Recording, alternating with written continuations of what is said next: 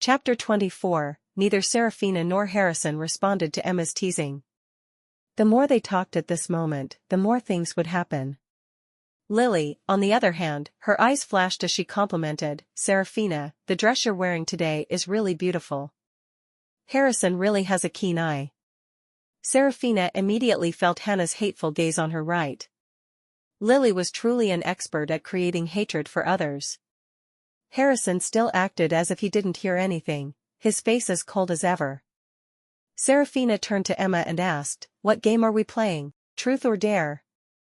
Emma placed a tray in the middle of the table, then placed a bottle of wasabi mixed soy sauce on the shiny tray.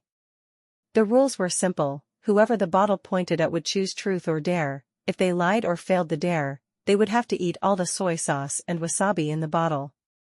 Emma let Serafina go first, but she hadn't thought of any questions yet. So she told someone else to play first as a model. As a result, Lily lifted her hand and spun the soy sauce bottle. After stopping, the bottle pointed at David. His face was cold as ice. Dare. Serafina understood very well, playing this game, perhaps everyone here would choose to challenge, because they all knew, no matter what kind of challenge, there was no shame. As for the secret, on the contrary, everyone would risk their lives to keep it a secret, otherwise they would definitely be asked about important things. Lily chuckled, her tone very gentle. "David, why don't you hug Serafina and give her a kiss for good luck?" Serafina was nervous and curious. What kind of challenge was this? But thinking back, with David's cold and distant personality, if hugging and kissing someone they met for the first time wasn't a challenge, then what was it? In this situation, Lily and William showed signs of laughing at other people's pain. Emma frowned slightly, and Harrison tapped his finger on his glass, his eyes dark. Serafina suddenly understood, when they played this game before, if they encountered a similar situation, David's reaction would of course be to eat the bottle of soy sauce mixed with wasabi. This was Lily's purpose. It seemed like she was using Serafina as the main character. In fact, she wanted to humiliate her. As for David, his eyes suddenly turned cold. He grabbed the bottle of soy sauce mixed with a little green wasabi in the middle of the table, silent. Lily smiled sweetly, waiting to see a good show. Serafina glanced at her meaningfully, her face also turned cold. A moment later she smiled. "David, I don't like meaningless things. A lucky kiss used for fun is like wasting its luck." "So," she happily shrugged, teasing mischievously, "I don't know, do you like to eat soy sauce?" Lily and Hannah both did not expect her to react like this, extremely surprised and disappointed. David looked at her, calmly replied, "I agree with you." So, he suddenly stood up, walked towards her. Before everyone could react, he bent down to hug her from behind, his cold lips lightly touched her rosy cheeks. "Miss Serafina, I sincerely wish you good luck." She was stunned for a long time, a warm feeling rose in her heart. She used a grateful gaze to glance at him, who still kept the same cold expression as before, and sat back in his old seat. However, the emotion just now was enough. Lily smiled unenthusiastically, not saying anything. Hannah beside her laughed mechanically, turning the soy sauce bottle. The bottle stopped and pointed straight at Serafina. She was stunned, thinking for a moment. If she chose to challenge, she didn't know how she would torture her, but if she chose to tell the truth, on the contrary, because they didn't know each other, she wouldn't be able to ask anything. The truth. Hannah tilted her head to look at her, different from before. This time, she smiled innocently. "Serafina, remember to tell the truth." She nodded. Hannah asked, "Who spent the first night with you?" The hatred Lily brought back to her was truly successful. She was very relaxed, and laughed comfortably. "Who knows about the future?" Hannah looked incredulous, and said softly, "Serafina, don't lie, or you'll have to drink soy sauce."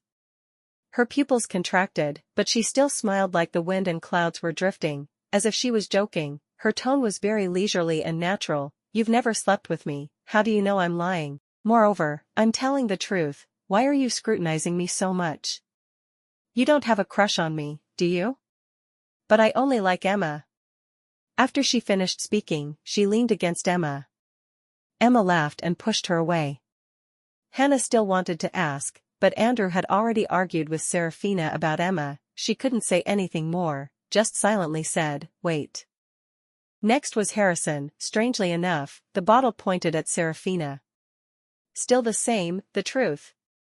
But Harrison was not interested, calmly said, "Not familiar, nothing to ask," not knowing what his purpose was. "Well, then I owe you." Now Hannah felt excited. Harrison had said he didn't know her. Humph. Serafina let out a sigh of relief. It was Serafina's turn. The bottle shook, and shook, then stopped. Seeing that, she felt happy as if she was celebrating. Harrison glanced at the mouth of the bottle that was pointing at him. "Dare." She turned around, grinned. "If you've chosen to dare, then take a real risk once." Lily and Hannah looked at her warily. Was she going to force Harrison to kiss her deeply? He tilted his head slightly to look at her, waiting for her to state the conditions. She lowered her eyes, pondered, and in a blink of an eye, she leaned close to his ear, and said very quickly and softly, "Go to Macau with me." The glass in his hand was raised halfway. He paused for a moment, waiting for her to finish speaking before he took a sip. Just when everyone was still surprised, she sat down with a normal expression. However, the person who had just intimately clung to Harrison and whispered to him was indeed her. Lily and Hannah cursed in unison, "Shameless." Harrison indifferently drank water. "Went to Macau." He had already guessed what she was planning to do. It seemed that she was listening very seriously to what his grandfather said. Although she was not well versed in business matters, the things she did and the problems she perceived were mostly correct.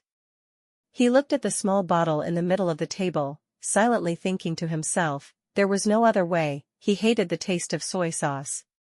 He finished his drink quietly, put down the glass, and replied, "Okay." Serafina was sitting on the side watching him slowly drink the water, waiting impatiently. Wishing she could grab his neck and pour water down his throat, then worried that he definitely wouldn't go with her to such a faraway place. It would be better to eat soy sauce. Unexpectedly, he agreed. She immediately felt like she had won a prize. If he were to accompany her, this trip to Macau would definitely be a real treat. Everyone could tell that these two were negotiating something. Hannah was jealous to the point of panic, curling her lips and saying, "Serafina, you can't play like that. If you have something to say, you have to say it out loud." "That's right, how can you let everyone not know anything like that?" Lily whined. "That's breaking the rules." "If I'm breaking the rules, then kick me out of the game." Serafina laughed naturally, pulled her chair up. "I still have guests to greet, let's stop here." That's right, with these people, the game would definitely change to a game of revenge.